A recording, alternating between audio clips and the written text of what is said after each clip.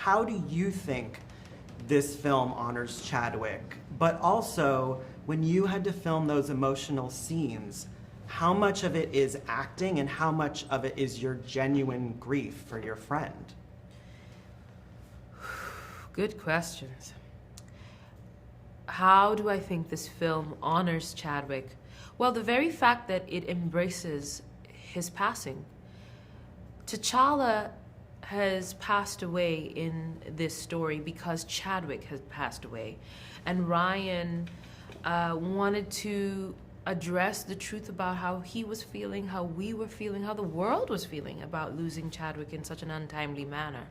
So the characters in the story are contending with his loss and processing it and experiencing grief in very different ways. And we see how different people handle grief. There's denial, there's anger, there's regret, there's all the stages represented here in different characters. And in so doing, we are asking the question, how do you move forward when you've experienced deep loss and great tragedy? And hopefully our film offers some hope. And we had to locate the hope to make this film, you know, because for a minute there, I mean, I just had no idea how we returned to Wakanda.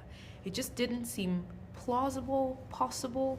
And then when I read the script, I was so relieved when I heard from Ryan what we were gonna do, because it meant that we didn't have to pretend weren't going through this grief. And so the emotional scenes, you know, this is a unique case of art imitating life very directly. Yeah.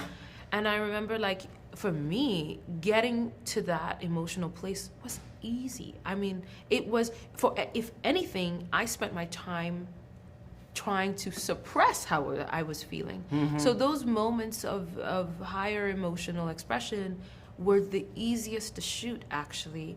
The challenge was not using my voice, but using Nakia's voice to convey the grief that I was feeling quite naturally. Now I have to ask you, you know, obviously Black Panther has been around for a few years now.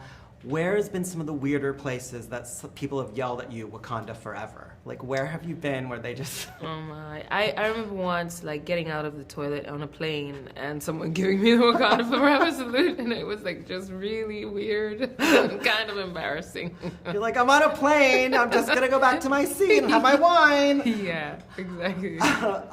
If you lived in Wakanda, what do you think your profession would be? If you were in that world? If I lived in Wakanda, yeah, what would my profession be? Yeah. Oh, that's a really good one.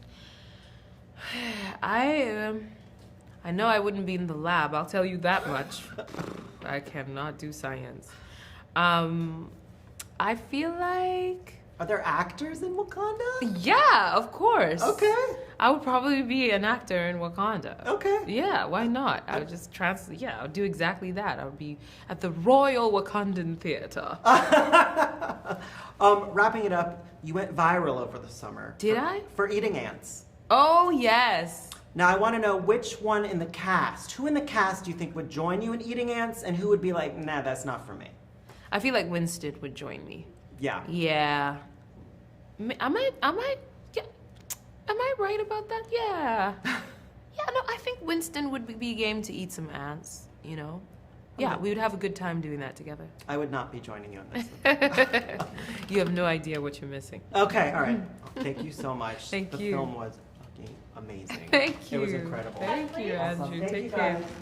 Okay, Alex, can we just marvel how amazing Mabel's outfit is today? Stop it. I mean, you're just just wearing a sweater. Look, I mean, look, she beats me underwater. Yeah. She looks this amazing. Yeah. Her hair's nicer than mine. So, I mean, you want to keep on going? Like, should I leave? I don't know, just say, I'm going to direct everything to Mabel. Okay, so now let's talk about that point of contention. So you can hold your breath longer than Alex? Yes. Okay. Another one. Story of my life. Go ahead, rub it in. Go ahead. Give me some more. No, just Alex, the nudge too. Oh. So, it's huge. Okay. It's a big step. When you see Tenoch, make sure you mention that. Was it hard for both of you to hold? I mean, we see free divers, but I mean, we're not free divers. To get your lungs to do that, is that hard? I assume. It's a process. It's hard because I'm not free diver. Actually, I'm just training with an amazing coach, and I'm very competitive. So I really enjoy live under the water. So it was an amazing experience, but it was really hard because you need hold your breath and speak Maya under the water, and you don't need you need to control the bubbles, and you need and you need act. So it's really hard. Quite a challenge. Yeah. So talk to me about being in the water. Is the water cold? This is what I want to know. Is the water cold? Do they heat the water? It was heated. It was heated. It was heated. It was Okay. heated. Did you get very pruny? Like, how long are you in there? Yeah. Our training, we usually go in there and we spend, 4.5 hours per day for our training.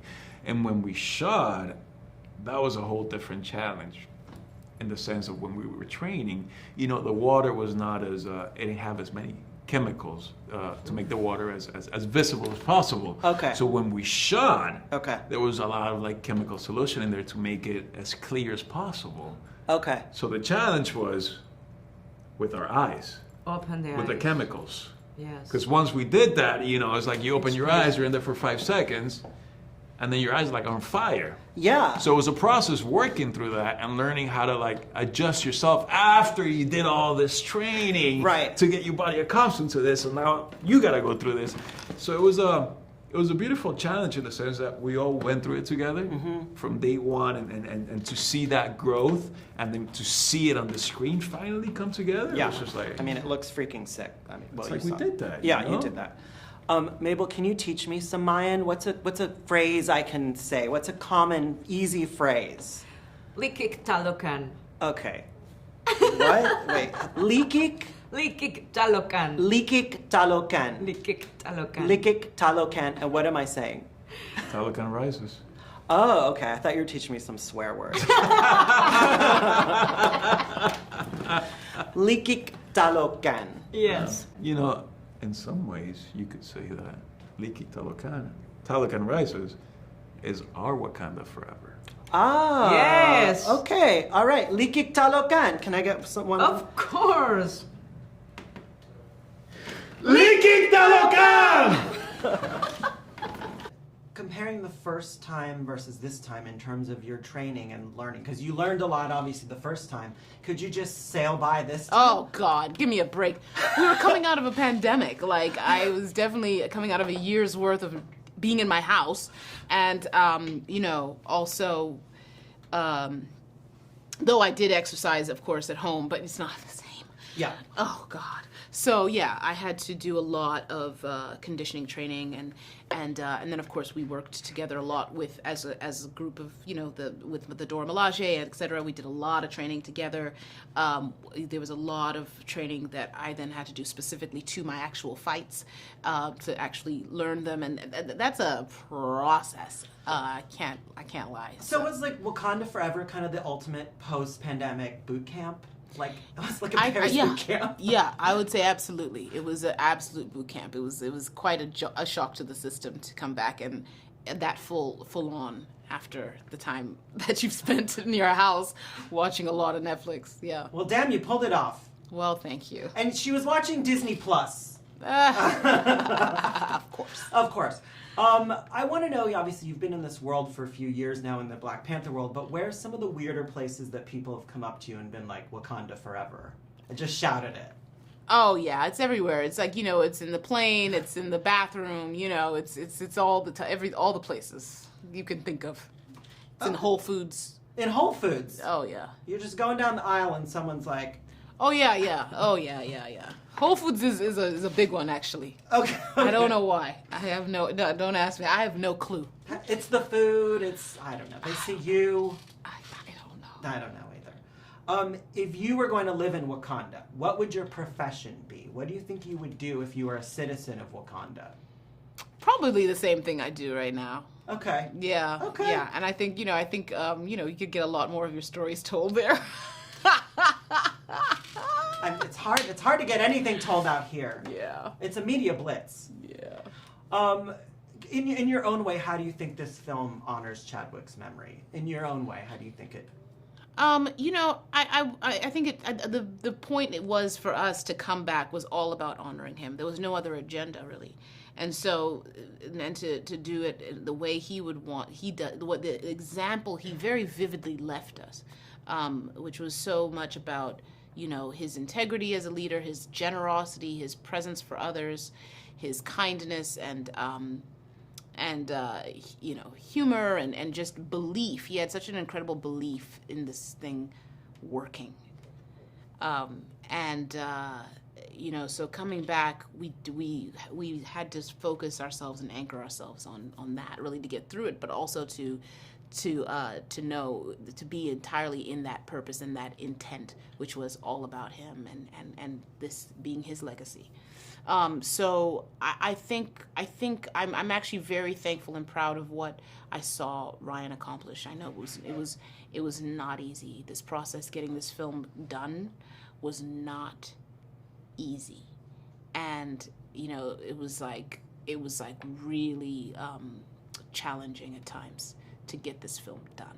And the fact that when I saw the whole thing with you and everyone else that day, right from those, the first opening credits, I was like, oh, that's just beautiful. And the beautiful performances of my colleagues and everyone, and I think we did it. Yeah, you fucking did it. You did. You pulled it off. Congratulations. Thank you. Awesome. Thank you guys. The movie's fantastic. Thank you.